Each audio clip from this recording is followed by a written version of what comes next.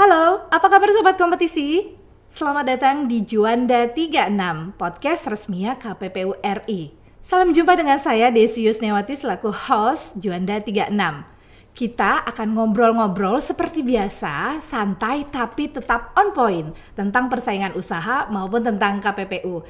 Seperti hari ini kita sudah kedatangan tamu. Kira-kira apa yang akan kita bahas? Langsung saja kita sapa dengan bintang tamu kita, yaitu investigator senior KPPU. Halo Mbak Riris. Halo, selamat pagi Mbak Desi. Pagi, cantik banget ya. Terima kasih. Jadi sobat kompetisi, Mbak Riris Munadia ini adalah seorang investigator senior di KPPU. Kita akan ngobrol-ngobrol dengan beliau tentang investigator. Apa sih sebetulnya investigator persaingan usaha? Buat sobat kompetisi yang belum tahu, yuk dengerin podcast episode kali ini. Oke, Mbak Riris, infonya Mbak Riris nih sudah menjalani peran sebagai investigator persaingan usaha selama kurang lebih 21 tahun. Betul ya? Secara umumnya sih dari 13 tahun ya, karena Oke. sebelumnya saya menjabat sebagai analis kebijakan seperti itu. Ya. Tapi di KPPU lebih tepatnya sudah 21 tahun. betul. Itu kalau usia dari Aduh, remaja jangan ngomongin masuk usia. ke dewasa. Jangan ngomong Mantap usia. banget ya. Masih remaja. Berarti Mbak Riris sudah bisa dibilang master loh di masa ilmu sih? persaingan usaha. Kalau 21 tahun siapa sih yang 21 tahun tuh usia yang sudah cukup panjang, hampir sama dengan usianya KPPU ya berarti gitu. Kalau bisa diceritakan Mbak Riris, investigator persaingan usaha itu sebetulnya tugasnya apa ya? Baik, investigator itu pada prinsipnya adalah memeriksa. Jadi fungsi dari investigator itu adalah mengumpulkan alat bukti atau kemudian mencoba menjelaskan secara teori, mencari bukti apakah dugaan-dugaan yang terkait dengan persaingan. Dan kalau konteksnya persaingan usaha, dia mencoba membuktikan dugaan pelanggaran dari persaingan usaha berdasarkan Undang-Undang 5 tahun 99 seperti itu.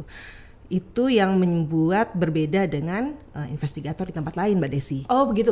Jadi di tempat lain sebetulnya ada investigator juga, tapi karena ini kita sebutnya investigator persaingan usaha. Betul. Jadi spesifik ya. Ya, karena dasar yang dijadikan pembuktian atau digali alat buktinya adalah terkait dengan Undang-Undang 5 dan 99. Oh oke. Jadi itu ya bedanya sobat kompetisi. Kalau misalnya masih agak bingung, sepertinya pernah dengar juga ya istilah investigator begitu. Betul. Tapi ada spesifikasi yang khusus untuk si investigator persaingan usaha itu. Betul, Mbak Desi. Oke.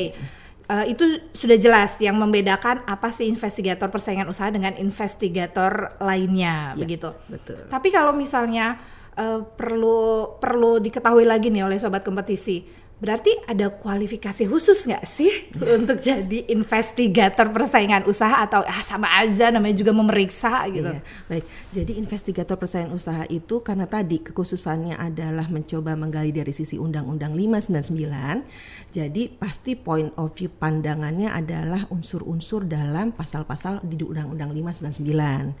Nah itu, dan seperti kita ketahui sebetulnya Undang-Undang 599 ini karakteristiknya itu unik. Kenapa? Karena tidak hanya melulu masalah hukum, Mbak Desi. Apa dong? Sebagai Selain contoh, hukum tuh jadi? sebagai contoh, saya punya background non-hukum.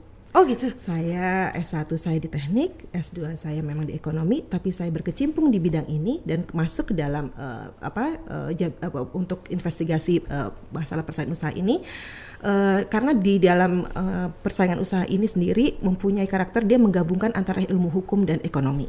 Oh Nah, jadi itu yang bukan berbeda. hanya yang punya background hukum aja bisa jadi investigator persaingan usaha ya? Betul. Oh, Jadi oke. tidak hanya dalam hal membuktikan suatu unsur, kita memandang dari sisi ekonomi maupun hukumnya. Betul. Itu yang berbeda kayaknya dan unik dari investigator lainnya.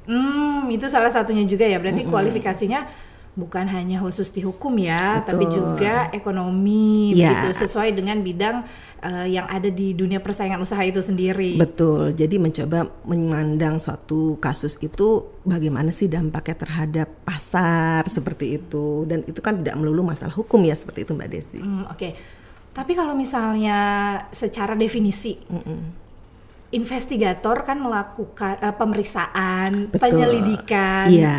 Sama nggak sih sebetulnya kalau bisa dikatakan investigator sama dengan penyelidik atau beda atau seperti apa? Secara definisi itu jadi ada macam-macam ya. Secara kalau misalkan di polisi namanya itu dia melakukan penyelidik gitu ya. Itu dia memang terkait dengan undang-undang pidana seperti itu.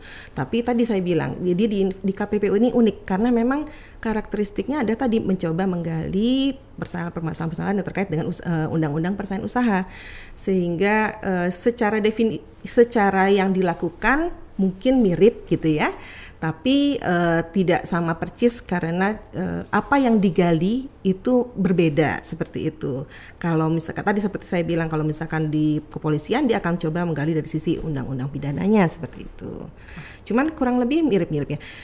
Satu yang agak berbedaan mungkin yang berbeda dengan yang penyelidik lain yang sebetulnya menjadi harapan kita ke depan adalah penyelidik di KPPU ini bisa mempunyai kewenangan untuk bisa downgrade ya gitu ya, sesuatu yang belum bisa kita lakukan saat ini seperti itu. Tapi bukan berarti kemudian penyelidikan KPPU abal-abal Mbak Desi, karena kita juga tetap mengikuti kaidah-kaidah yang sudah ada untuk mencoba membuktikan suatu kasus. Nah itulah tantangannya, itu tantangan tersendiri di KPPU. Bicara tentang tantangan ya, berarti kan investigator persaingan usaha itu selain tadi kualifikasi hukum dan ekonomi, harus punya skill atau kemampuan mumpuni gitu ya. Betul. Mbak Riris, kemampuan seperti apa sih? Atau misalnya ada pelatihan khusus kah? Skill yang memang hanya dimiliki oleh investigator persaingan usaha, itu apa yang harus dimiliki oleh investigator persaingan usaha di KPPU? Oke. Pada prinsipnya skill itu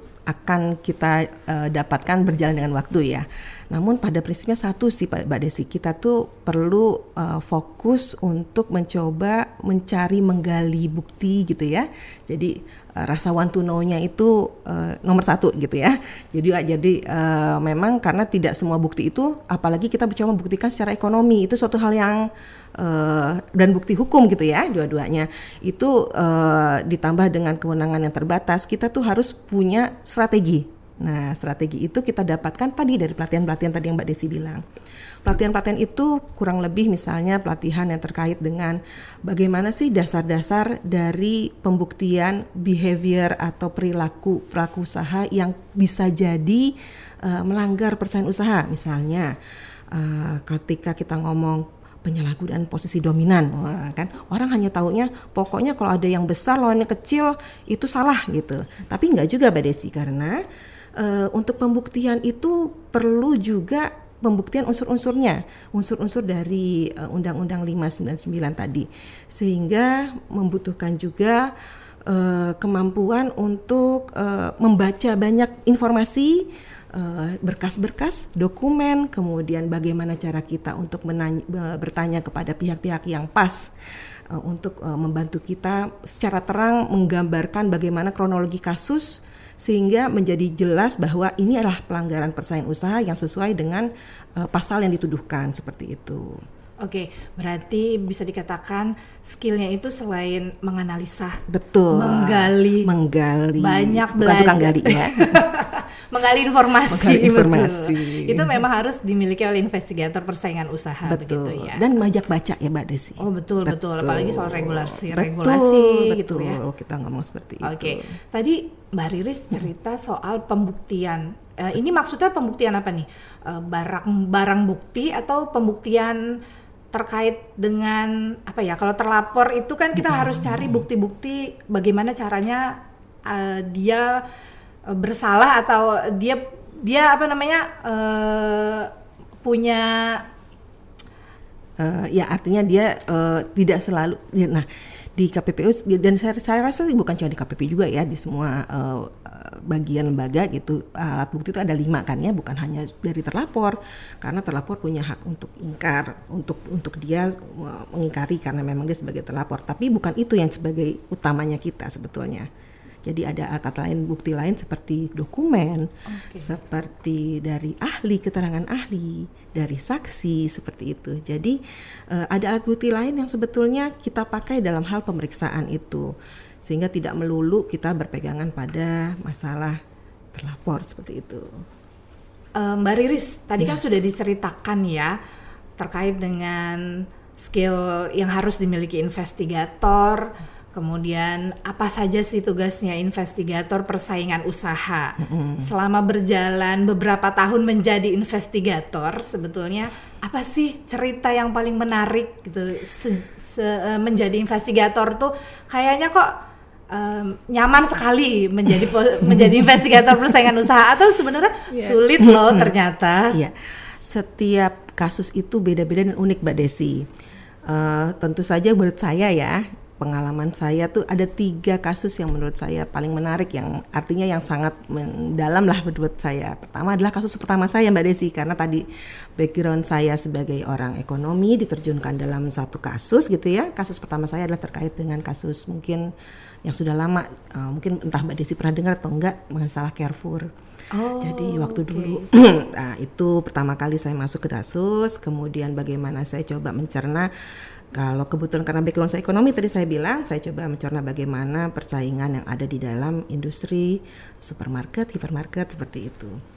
Nah kemudian yang kedua yang paling menarik buat saya adalah ketika saya menangani salah satu kasus yang kartel internasional, bisa dibilang kasus kartel internasional, di mana saat itu saya banyak dibantu oleh rekan-rekan dari investigator dari negara lain Mbak Desi. Jadi kita berkomunikasi dengan investigator dari negara lain, mencoba untuk men-sharing gitu ya, point of view seperti apa sih bagaimana mereka menangani suatu kasus. Meskipun kita dalam hal itu lebih banyak menyerap bagaimana mereka pihak-pihak itu bisa dihadirkan misalnya, atau bagaimana mereka mencoba menjelaskan alat bukti yang paling tepat pada kasus tersebut gitu. Dan satu lagi yaitu terkait dengan kasus waktu itu kita mencoba menjelaskan mengenai kartel di bidang peternakan. Itu memang itu challenging juga karena banyak yang menjadi pihak-pihak yang kita tanyakan, kita periksa adalah UMKM, dan di mana memang mereka dengan keterbatasan mereka memberikan informasi, namun mereka sangat kooperatif dan memang itu membutuhkan pendekatan berbeda. Jadi jangan dibayangkan Mbak Desi bahwa yang namanya pemeriksaan tuh marah-marah aja gitu ya, galak gitu, enggak. Tapi ada kala di mana kita tuh bisa bersifat lebih dekat dengan pihak-pihak yang bisa kita dekati gitu ya untuk memberikan informasi. Ada juga pihak, tapi di sisi lain juga kita harus tegas untuk bisa menjelaskan di mana standpoint kita. Di sisi lain juga challengingnya Mbak Desi, kadang-kadang yang namanya dari baik pihak maupun dari mungkin dari kalangan publik ya melihatnya tuh kok pemeriksaan tuh lama sekali sih gitu kan, sering kan gitu, kok kasus ini lama banget sih gitu, gak selesai-selesai gitu ya. Nah itu juga satu challenging, bahwa sebetulnya kita tuh bukan dalam hal untuk memperlama suatu kasus, bukan, bisa jadi alat buktinya kurang cukup untuk dibawa ke persidangan. Nah itu juga yang, karena nanti kita di-challenge Mbak Desi bukan hanya dari kalangan kita, maksudnya secara tim ya, tapi juga dari atasan dan sebagainya macamnya. Jadi kasus-kasus yang kita bawakan itu memang sudah kita melewati berbagai tahap yang dimana sudah kita uji bahwa ini sudah memiliki alat bukti yang cukup. Nah itu yang harus kita coba lakukan dalam waktu yang sangat terbatas gitu, karena memang di KPPU kita punya deadline juga untuk penanganan suatu kasus gitu. Jadi jangan khawatir bahwa KPPU itu memperlama suatu kasus, itu tidak. Dan investigator itu pasti bekerja secara profesional untuk membuktikan suatu kasus. Seperti itu Mbak Desi. Oke, ini menarik banget loh dari cerita Mbak Riris tadi ya. Dan 3 kasus tadi yang diceritakan Mbak Riris itu memang menurut saya juga punya kelebihan masing-masing begitu ya. Betul, iya. Dan sisi menariknya juga tadi Mbak Riris sempat cerita ya. Apakah jadi saya jadi punya pertanyaan gini, apakah pada saat proses investigasi yang dilakukan oleh investigator itu bisa berarti ya melibatkan saksi atau apa sih istilahnya ahli? Ya, bisa. Tadi ada lintas negara. Betul. Itu Wah, luar biasa ya KPPU kalau bisa melakukan itu berarti, Mbak. Ya, artinya kita mungkin dari lintas negara itu sebagai bagian dari bukan saksi ya, dalam waktu yang kasus saya itu bukan saksi tapi lebih pada kita mendapatkan insight lah ya seperti apa untuk menangani suatu kasus kartel. Tapi di sisi lain juga memang kita juga ada beberapa terlapor kita juga ada yang berasal dari perusahaan asing. Nah, itu juga kita kan juga harus bisa mencoba mencoba untuk fair gitu ya dalam hal menangani suatu kasus. Juga kita berusaha untuk tidak melakukan diskriminatif terhadap pelaku-pelaku asing lokal gitu ya. Jadi memang semuanya itu sudah diatur dalam peraturan yang menjadi peraturan dasar kita, yaitu di peraturan komisi di KPPU seperti itu. Oke. Kalau terkait dengan pihak-pihak yang diperiksa itu, ya, apakah semuanya selalu bertindak kooperatif atau kadang susah gitu ya? Itu sifatnya diundang berarti ya? Betul, atau ada surat panggilannya Mbak Desi. Oke, namanya surat panggilan. Nah, dari surat itu kan resmi kan ya dari KPPU begitu suratnya. Betul. Apakah masih ada yang berani begitu? Nggak kooperatif udah dipanggil KPPU pakai surat resmi. Nah, itu gimana tantangan seorang investigator menangani hal itu, Mbak? Baik, itu menarik sih Mbak Desi. Jadi dari berbagai macam pengalaman saya, ada pihak yang kooperatif, artinya memang terutama perusahaan-perusahaan yang mempunyai compliance tinggi, pasti kalau ketika kemudian dipanggil KPPU, at least dia datang mencoba mengetahui apa yang ditanyakan seperti itu. Ada juga perusahaan yang takut Mbak Desi, jadi kadang-kadang dipanggil sekali nggak datang, 2 kali nggak datang, ketiga datang gitu ya. Nah kemudian ada juga yang memang tidak datang. Nah, sebetulnya kita punya dalam peraturan kita tuh ada Mbak Desi bahwa di dalam pasal dalam Undang-Undang 5 bahwa pihak yang dimintakan keterangannya itu harus memberikan keterangan kepada KPPU. Sehingga dalam hal itu biasanya sih akhirnya pihak-pihak tuh akhirnya kooperatif pada at the end tadi saya bilang biasa 1 tidak, 2 tidak, 3 datang gitu ya. Jadi lagi-lagi tadi saya bilang masalah pendekatan, masalah bagaimana wibawanya suatu lembaga itu sangat berpengaruh untuk bisa membuat orang itu patuh kepada Undang-Undang 5 tahun 99 seperti itu. Itu paling penting sebetulnya. Berarti satu lagi tambahan skill yang harus dimiliki investigator ya. Saya pikir tadinya harus tegas, agak galak gitu ya. Terus tapi ternyata harus bisa kadang posisi tertentu, situasi tertentu itu harus soft gitu ya, melakukan pendekatan yang kalau kita galak-galak terus orang nggak mau datang kan Mbak Desi, nanti yang ada malah takut ya. Bukan cuma itu, nanti kasusnya nggak selesai karena dia nggak datang nanti. Oke, itu selain tantangannya, kalau dari semua kasus yang sudah pernah ditangani Mbak Riris, yang paling sulit tuh yang mana sih? Oke, bagi saya sih tadi semua punya nilai plus minus dalam keunikannya. Tapi bagi saya yang sangat menantang, bagi saya tadi kartel internasional tadi Mbak Desi, karena tadi ya kita ngomong pihak itu 1 jam kehadirannya bisa jadi berbeda dengan jam di kita ya gitu. Kemudian tadi saya pernah melakukan pemeriksaan dari jam 9 pagi sampai jam 6 sore seperti itu. Tapi itu suatu hal yang sebetulnya kalau kita enjoy, itu tuh suatu hal yang sudah jadi passion ya? Berarti ya. Udah jadi passion investigator banget nih Mbak Riris. Betul, tapi di satu sisi juga kita selalu melihat bahwa itu kita lakukan tadi dalam rangka mengumpulkan alat bukti yang cukup seperti itu.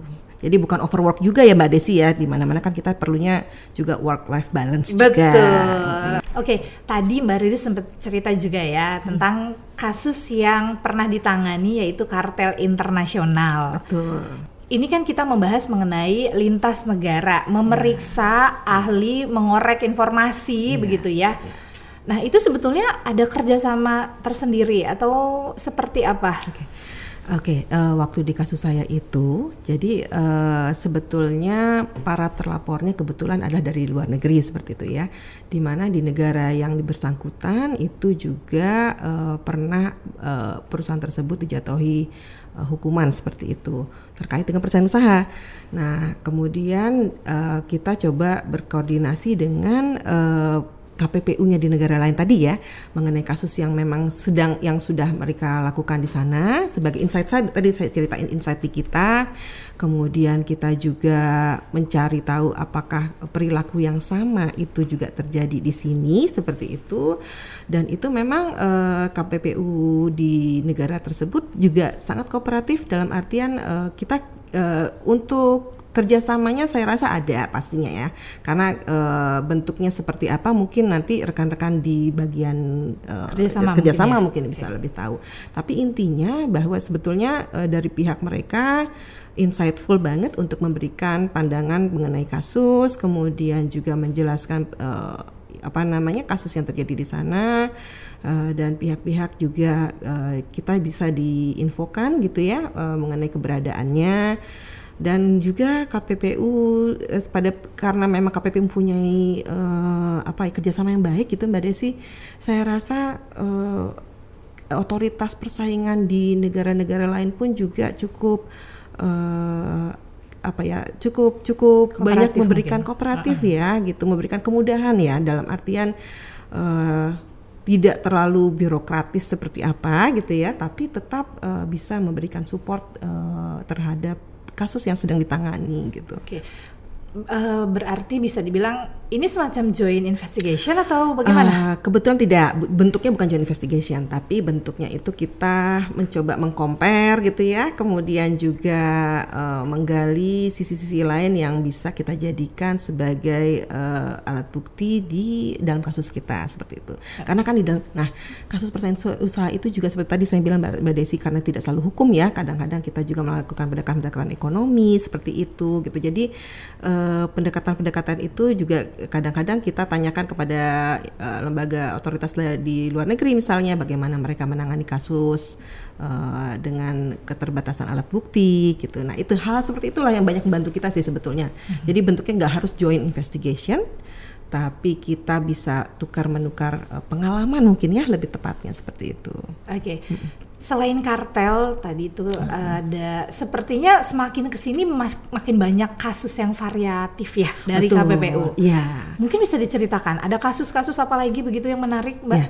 Jadi di KPPU sendiri masalah penyelidikan itu tidak hanya terkait dengan kasus persaingan usaha yang dalam artian pasal-pasal yang terkait dengan abuse of dominance misalnya, atau perilaku lain, tapi juga ada yang terkait dengan masalah keterlambatan merger Mbak Desi.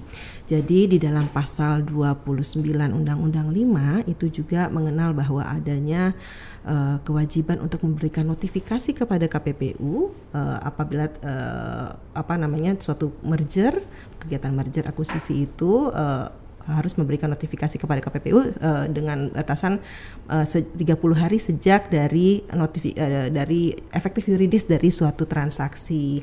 Nah, apabila suatu pelaku usaha itu tidak memberikan notifikasi ke KPPU, maka dia akan dikenakan keterlambatan. Nah, kasus keterlambatan merger juga kita lakukan di KPPU. Oke. Berarti saya menangkap selain kasus persaingan usaha, betul, itu ada kasus keterlambatan merger. Dan juga ada satu lagi Mbak Desi, apa itu? Yaitu terkait dengan masalah kemitraan. Oh gitu, ini menjadi wewenang KPPU juga ya? Itu jadi memang ini suatu hal yang memang KPPU itu juga melihat bahwa perlu adanya keseimbangan Mbak Desi antara pelaku usaha besar, menengah dengan yang kecil. Bukan berarti yang kecil itu juga kita tinggalkan. Nah, kadang-kadang justru yang besar itu menggunakan posisinya dalam hal bermitra untuk menggunakan kemitraan yang tidak adil kepada para UMKM kita. Nah, itu juga kita kenakan juga, dalam artian kita juga menyelidiki terkait dengan kasus-kasus kemitraan. Oke, ini berarti ada spesifikasi atau klasifikasi yang berbeda ya kasus-kasus yang ditangani KPPU. Betul. Saya pikir hanya persaingan usaha itu general loh, ternyata enggak, ada keterlambatan merger, ada kemitraan juga. Betul. Tapi tiga-tiganya itu tetap dalam koridor undang-undang persaingan usaha ya Mbak Desi ya. Jadi memang yang menjadi menjadi bagian undang-undang persaingan usaha tetap itu kita laksanakan seperti itu. Berarti tetap dilakukan oleh investigator persaingan usaha. Betul sekali. Tidak spesifik terpisah ada investigator masing-masing kah untuk setiap kasus tadi atau itu bisa dilakukan oleh investigator persaingan usaha untuk menangani si spesifikasi yang berbeda-beda tadi? Betul. Jadi investigator persaingan usaha tadi bisa menangani ketiga hal tersebut tergantung di mana dia ditempatkan. Misalnya kalau saya ditempatkan di bagian investigasi, maka saya akan melakukan kasus-kasus yang terkait dengan persaingan usaha tadi ya, misalkan tadi abuse of dominant atau misalnya kasus perjanjian tertutup atau segala macam yang terkait dengan pasal sebelum pasal 28 gitu ya. Nah, untuk pasal 1 pasal sampai dengan pasal 28. Sementara untuk yang terkait dengan merger juga kemudian dia akan khusus menangani terkait dengan keterlambatan merger. Nah, kalau yang kemitraan juga sama, dia akan menangani sesuai dengan Undang-Undang 5 yang terkait dengan masalah kemitraan seperti itu. Iya. Tapi terkait dengan treatmentnya sendiri begitu untuk kasus-kasus yang berbeda ini, walaupun ya tetap masih di bawah payung Undang-Undang 5 Betul. gitu. Ini treatmentnya atau prosedur alurnya, apakah semuanya sama gitu, diperlakukan secara sama kasus-kasus itu meskipun berbeda tadi ya, satu sama lain, ada yang keterlambatan, ada yang kemitraan, itu seperti apa Mbak? Jadi secara umum kita dibatasi oleh peraturan komisi Mbak Desi. Untuk tata cara beracaranya di KPPU itu kita merujuk pada peraturan komisi nomor 2 tahun 2023. Sementara kalau kita ngomong mengenai merger tadi diaturnya dalam peraturan komisi nomor 3 tahun 2023. Kemitraan juga sama. Jadi semua itu punya dasar yang menjadi tolak ukur dalam melakukan suatu investigasi meskipun dalam bidang berbeda-beda Mbak Desi. Tapi kita semua itu dibatasi lah ya terkait dengan hal itu sesuai dengan peraturan komisi yang bisa saya sebutkan tadi. Oke, berarti KPPU sebetulnya sudah mengatur ya untuk spesifikasi kasus-kasus yang berbeda, bagaimana treatment cara menanganinya. Betul. Berarti investigator persaingan usaha itu kalau saya bilang luar biasa loh pengetahuannya. Campur aduk Mbak Desi. Itu tidak semua orang bisa berarti menjadi investigator persaingan usaha loh Mbak. Betul. Gitu. Ketika misalnya saat ini ada di unit yang menangani tentang kasus persaingan usaha, terus nanti ditugaskan untuk menangani kasus yang lain merger atau misal kemitraan, berarti kan dia harus mempelajari itu lagi. Begitu. Ya, makanya selalu ada pelatihan-pelatihan yang sesuai dengan tadi masing-masing bagian tadi untuk mensupport skill tadi Mbak Desi. Jadi karena masing-masing dari tadi kasus tadi mempunyai strategi ya bagaimana untuk menanganinya. Nah itu memang kita disupport oleh pelatihan-pelatihan yang mumpuni lah. Luar biasa ya, salut untuk KPPU. Semoga investigator KPPU ini pengetahuan dan pemahaman skillnya terus bertambah begitu. Nah terkait dengan kasus yang ditangani sendiri itu kan nantinya akan masuk ke persidangan begitu ya? Apakah ketika sudah di persidangan artinya tugas investigator ini selesai atau tetap ikut lanjut sampai nanti keluar putusan begitu Mbak? Jadi khusus di KPPU itu ada namanya investigator penuntut Mbak Desi. Jadi memang ada investigator juga, investigator persaingan usaha yang ditugaskan sebagai penuntut. Jadi tadi seperti saya bilang ada bagian-bagian atau ada fungsi-fungsi tertentu yang ditugaskan sesuai dengan mungkin background dan skillnya. Ya kayak tadi mungkin kalau teman-teman di penuntutan mungkin berarti orang hukum dong karena dia kan memang sebagai penuntut. Jadi tapi pada prinsipnya memang semua itu dikawal oleh investigator gitu. Jadi personal yang berincas gitu ya dalam hal pemeriksaannya di awal kemudian sampai dengan persidangan itu mempunyai kualifikasi sebagai investigator, pastinya seperti itu. Ya, dengan kualifikasi dan skill yang mumpuni tentunya. Ya, dan sudah dibekali tadi Mbak Desi. Jadi jangan khawatir bahwa misalkan teman-teman yang ada di penuntutan pasti mereka punya background yang juga dipersiapkan sebagai penuntut. Gitu. Butuh waktu lama nggak sih? Ini aku mau spill sih, minta spill dari Mbak Riris. Butuh waktu lama nggak sih sebetulnya belajar menjadi investigator begitu ya? Karena kan apalagi yang backgroundnya bukan hukum nih, ini kan soalnya investigator hukum banget biasanya. Orang gitu. Begitu ya. Nah Mbak Riris kan ini orang yang ada di luar jalur hukum sebetulnya. Betul. Bagaimana melihatnya? Siapa tahu saya bisa jadi investigator. Bisa Mbak Desi pasti bisa. Artinya sebetulnya tadi niat dulu ya Mbak Desi, artinya ketika saya pertama kali masuk, wah ini kok hukum gitu ya gitu, tapi keingintahuan, kemudian banyak membaca dan learning by doing sih sebetulnya ya. Kita lihat bahwa terbiasa dengan berkas-berkas, karena dokumen tuh kadang-kadang nggak cuma tipis Mbak Desi, kadang-kadang tebal-tebal juga gitu ya. Kemudian juga bagaimana menghadapi tipikal orang tadi, ada yang harus pakai mungkin bukan galak sih, tegas mungkin ya kepada prinsipnya, tapi ada juga yang memang harus dilembutin gitu baru bisa memberikan informasi yang kita butuhkan. Terus kemudian juga tadi mempunyai kemampuan juga untuk bisa mempunyai hubungan baik dengan para akademisi juga Mbak Desi, karena kadang-kadang insightful itu juga dari akademisi ya, artinya sebagai saksi, sebagai juga ahli gitu. Jadi semua itu membutuhkan waktu, tergantung orangnya ya. Kalau bagi saya sendiri sekitar 2 tahunan, jadi setahun sampai 2 tahun lah saya coba tune in, dan lama-lama akhirnya terbiasa seperti itu. Terus nyaman ya. Menjadi passion lama-lama. Ya, kalau tadi ceritanya menarik suka penasaran juga kadang-kadang Mbak Desi. Misalkan ada suatu kasus masuk ya, kok ini sebetulnya baunya nih, aduh ini nih dugaannya nih kuat gitu, tapi kok alat buktinya tuh kurang. Nah itu kadang-kadang yang hal seperti itu suka bikin gemes sendiri gitu ya Mbak Desi ya. Berarti modal utama investigator rasa ingin tahunya tinggi. Betul. Karena memang kadang-kadang kita tahu nih, aduh nih seperti tadi saya cerita, ada suatu kasus yang rasanya tuh semuanya tuh udah mengarah nih ceritanya ya gitu, tapi aduh kurang alat bukti. Nah itu tuh rasanya ke kita pun sebagai tim tuh juga gemes gitu ya, gimana caranya supaya memang ini tuh cukup sampai dengan cukup alat bukti, dengan kita apakah kemudian kita menambah keterangan ahli atau sebagainya, artinya hal-hal lain yang kita lakukan supaya memang kasus itu mumpuni tetap gitu ya. Tapi tadi rasa keingintahuan itu adalah nomor 1 bagi saya untuk bisa passion di situ ya. Gitu. Ini cerita Mbak Riri soal investigator tuh menarik semua loh. Kesannya bener-bener passion banget dan cukup nyaman ada di situ menjadi investigator. Kemudian banyak hal yang digali, belajar hal baru. Tapi di samping itu, apakah ada hal-hal yang katakanlah kalau tadi sukanya gitu ya, ada yang dukanya nggak sih gitu? Misalnya pernah nggak sih, ini kan investigator berhubungan dengan pihak luar juga ya? Betul, ya. Pernah ada nggak sih misalnya yang katakanlah melakukan teror, ancaman, atau kan ini investigator pegang informasi penting loh Mbak, betul. Itu pernah nggak ada seperti itu? Terus kalau misalnya pernah, itu gimana cara menghadapinya?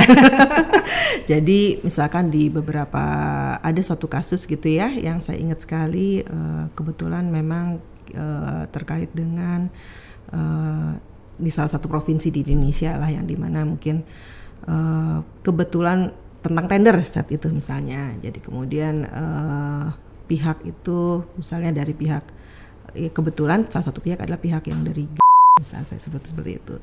Jadi kan agak-agak seru juga ya Mbak Desi ya gitu ya, meskipun mereka juga pada akhirnya sih kooperatif, tapi ya dengan cara ya tadi saya bilang ya, itu bagaimana kita menghadapinya aja sih Mbak Desi gitu. Jadi mungkin tipikalnya garang atau tipikalnya mungkin dibilang teror, ya teror kecil lah ya gitu, artinya bukan teror yang gimana gitu, enggak, cuman setelah dihadapin, diberi pengertian, itu mereka juga bisa kooperatif seperti itu.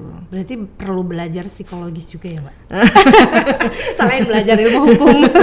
Betul. Ini banyak banget loh yang dipelajari investigator. Buat sobat kompetisi yang kira-kira menarik ya kayaknya jadi investigator, mulai aja dari sekarang ya, belajar dulu.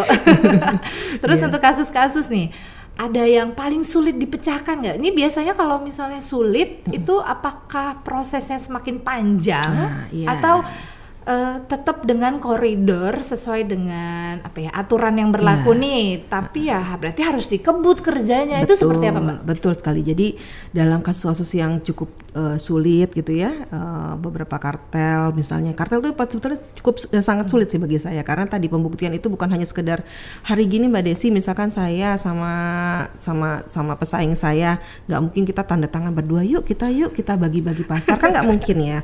Bentuk komunikasinya seperti apa, atau mungkin alat bukti lain itu kadang-kadang tersamar Mbak Desi. Nah itu membuktikan, betul Mbak Desi bilang tadi, bahwa membutuhkan waktu yang cukup panjang, sehingga kadang-kadang di beberapa kasus kasus memang kita melakukan perpanjangan kasus.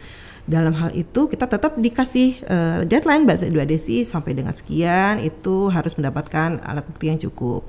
Namun tadi juga bisa kalau memang sampai dengan deadline tersebut tidak didapatkan alat bukti yang cukup, maka itu akan masuk ke dalam buku putih kita ya. Artinya nanti suatu saat kita mendapatkan alat bukti lain di waktu yang lain kita bisa lagi buka kasus yang sama.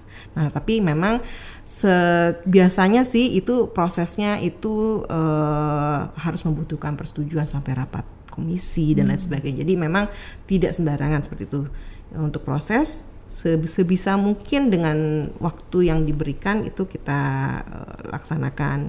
Kalaupun ada perpanjangan, ya ada perpanjangan waktu. Tapi juga terbatas Mbak Desi, nggak boleh panjang-panjang banget gitu. Okay. Karena tadi mungkin ada pihak, biasanya pelapor ya, akan selalu nanya tuh, udah sampai mana? Nah, kan itu kan kita harus bisa kasih jawaban misalnya sampai mana. Kalau misalnya dari pihak pelapor bertanya seperti itu. Oke, selain berarti ada tekanan juga gitu ya terkait dengan waktu ya. Betul, ya. Harus ada deadline-nya itu ya. Semua ada. Harus terkumpul informasi terpenuhi. Betul. Begitu. Pokoknya sesuai dengan tadi Perkom 2 Peraturan Komisi Nomor 2 tahun 2023. Di situ dijelaskan berapa lama waktu untuk melakukan penyelidikan seperti itu Mbak Desi. Iya, oke. Jangan lupa baca Perkom 2. Yeah. Satu lagi nih, pertanyaan terakhir ya. Yang paling membanggakan dari sudut pandang investigator persaingan usaha, apakah ketika kasus yang ditangani itu misalnya masuk persidangan, artinya wah berhasil nih kita mencari alat-alat bukti dan sebagainya. Betul. Atau diputuskannya sebuah kasus, entah itu biasanya putusannya kan ada bersalah, tidak bersalah, denda dan sebagainya ya. Betul. Itu betul, pada tahapan apa tuh? Merasa bahwa kerja saya sebagai investigator itu berarti sudah maksimal gitu. Saya banggalah dengan kerja saya begitu. Iya, kalau bagi saya pribadi adalah tadi bagaimana saya bisa membuktikan satu kasus sesuai dengan peraturannya tadi ya, karena tidak mudah untuk membuktikan seluruh unsur-unsur dalam satu pasal dalam Undang-Undang 599.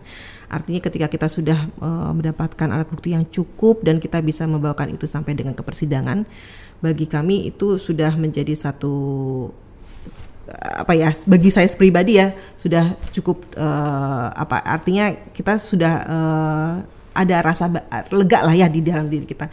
Tapi juga memang kita kawal terus Mbak Desi, misalkan tadi di persidangan kok begini, misalkan bisa jadi misalkan pihak malah justru memberikan data yang berbeda dan sebagainya. Itu bisa terjadi di dalam persidangan. Namun demikian tadi maka tadi saya bilang kita pasti punya alat bukti yang cukup mumpuni sehingga apapun yang di dalam persidangan itu bisa kita buktikan bahwa dari sisi KPPU kita sudah maksimal loh seperti ini gitu. Luar biasa ya Mbak Riris. Satu deh misalnya Mbak Riris punya pesan khusus mungkin untuk sobat kompetisi yang ada di luar sana gitu. Karena sekarang nih kecenderungannya ya, apalagi sobat kompetisi biasanya Gen Z itu yang udah belajar ilmu hukum, itu cenderung mindsetnya itu akan selinier itu gitu ya. Jadi kalau mau jadi investigator harus ilmu hukum nih gitu kan. Tidak membuka kesempatan untuk bidang ilmu lain. Jadi yang kira-kira sudah kecemplung gitu kan belajar di ilmu lain, kuliah dan sebagainya, merasa bahwa ya nggak ada kesempatan gitu. Atau mungkin Mbak Riris punya pesan khusus untuk sobat kompetisi? Baik, sebetulnya untuk teman-teman lain yang di luar sana gitu, untuk bisa menjadi seorang penyelidik persaingan usaha itu satu kuncinya tadi seperti saya bilang, banyak membaca, ingin tahu dan juga banyak menggali data informasi yang ada di luar sana.